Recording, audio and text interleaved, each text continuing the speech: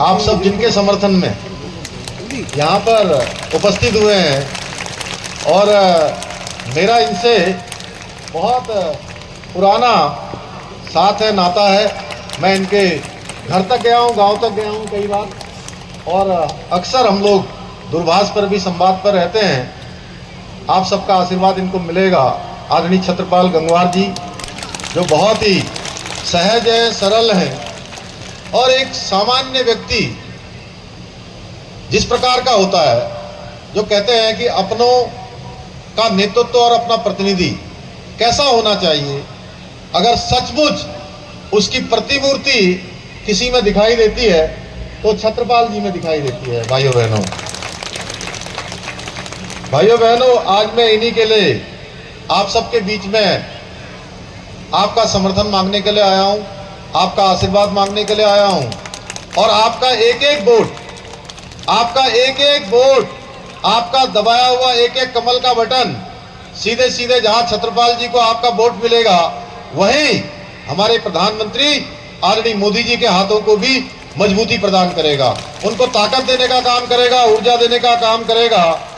इसलिए आप सभी लोग आगामी 7 मई को, अभी जतिन प्रसाद जी बोल रहे थे, चाहे जितनी गर्मी हो, देखिए गर्मी में कई बार आप लोग तो वोट देने जा रहे हैं, लेकिन कुछ लोग ऐसे भी हैं जो पहले किसी दूसरी पार्टी को वोट देते थे, वो अब नाउम्मीद हो चुके हैं, इसलिए वोट देने नहीं आते। तो हमसे पत्रकार बंधु, हमारे मीडिया के लोग कहते हैं कि मतदान कम हो गया। तो भाइयों बहनों, ये बात बरेली लोकसभा से नहीं आनी चाहिए कि यहाँ मतदान कम हुआ। ये बात आएगी तो नहीं, जोर से बोलिए। हमारी मातृशक्ति, जिनके लिए अभी अरुण जी बोल रहे थे ना यहाँ से कि उत्तराखंड में वो काम हुआ है, पूरे देश में हमारे प्रधानमंत्री मोदी जी की प्रेरणा से आधी आबादी माने हमारी महिलाएं, मातृशक्ति, आधी आबादी का पूरा कानून लाने की शुरुआत कहीं से हुई है, यूसीसी के रूप में। तो आपके पैतृक और आपके पूर्वजों की धरती उत्तराखंड से हुई है, और ये गौरव केवल अकेले पुष्कर सिंह धामी को प्राप्त नहीं है कि मैं मुख्य सेवक हूं उत्तराखंड का, कि ये गौरव केवल मुझे प्राप्त हुआ है।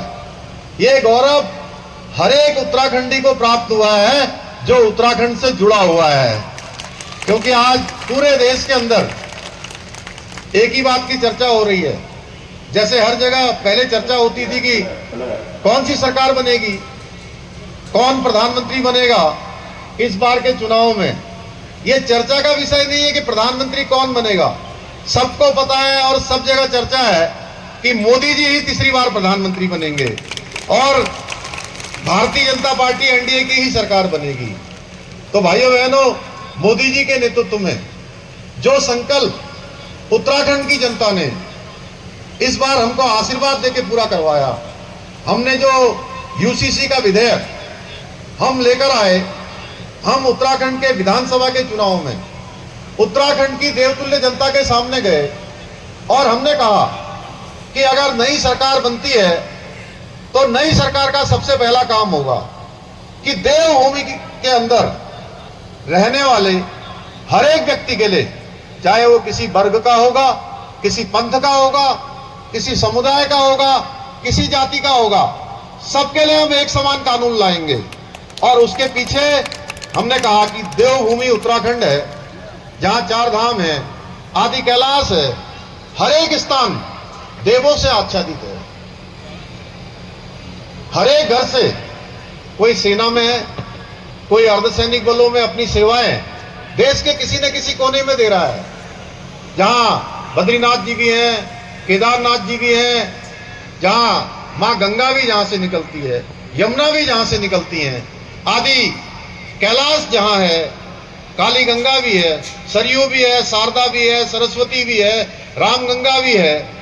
अनेक अनेक नदियां जिस देवभूमि से निकलती हैं, उस देवभूमि में सबके लिए एक समान कानून होगा। भाइयों बहनों, उत्तराखंड की जनता ने हमको आशीर्वाद दिया और हमने चुनाव में जो मोदी जी की गारंटी, देश भर में सारी गारंटियां पूरी हो रही हैं।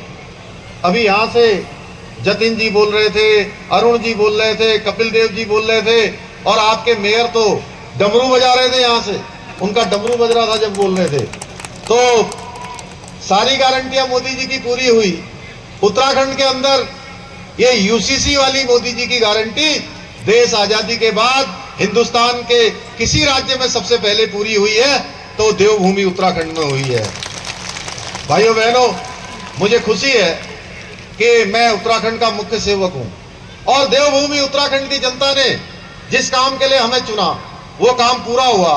अब भारतीय जनता पार्टी के संकल्प पत्र में पूरे देश के अंदर यूसीसी को लाने का संकल्प किया गया है, लागू हो जाएगा। भाइयों बहनों, देश के अंदर ऐतिहासिक काम हो जाएगा। मैं आप सबसे ये भी कहने आया हूं कि देवभूमि उत्तराखंड से हमारे प्रधानमंत्री जी का जो लगाव है वो किसी से छुपा हुआ नहीं है।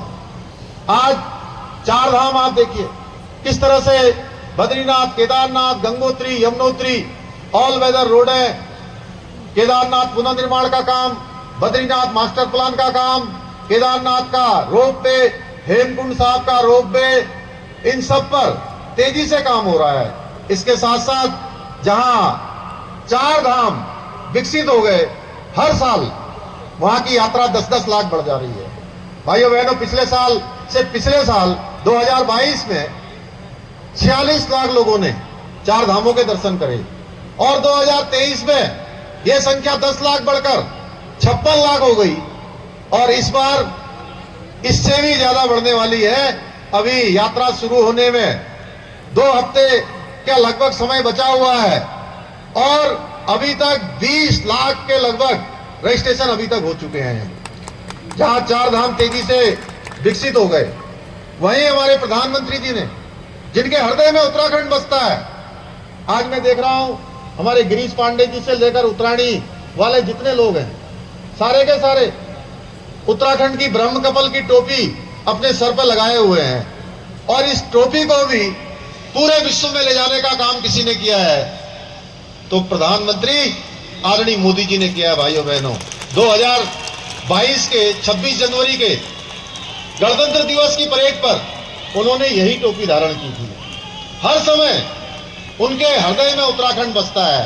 तो जहां चार धाम आज विकास की ओर आगे बढ़ गए हैं, उसी प्रकार से कुमाऊं क्षेत्र के पूरे मानस खंड को भी आज एक सर्किट के तहत उसको भी विकसित करने का काम तेजी से आगे बढ़ पड़ा है। चाहे पूर्णागिरी में आज रोपवे बनाने की बात हो, चाहे गोलजू सर्किट बनाने की बात हो, या हमारे कैंची धाम में कैंची धाम का मास्टर प्लान बनाना हो, या जागेश्वर धाम का मास्टर प्लान के तहत विकास करना हो, या दूरस्थ क्षेत्र आदि कैलाश, जौलीकौंग।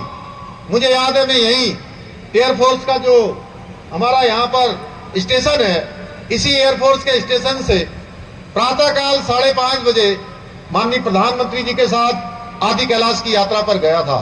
भाइयों बहनों, प्रधानमंत्री मोदी जी देश के पहले प्रधानमंत्री हैं जो इतनी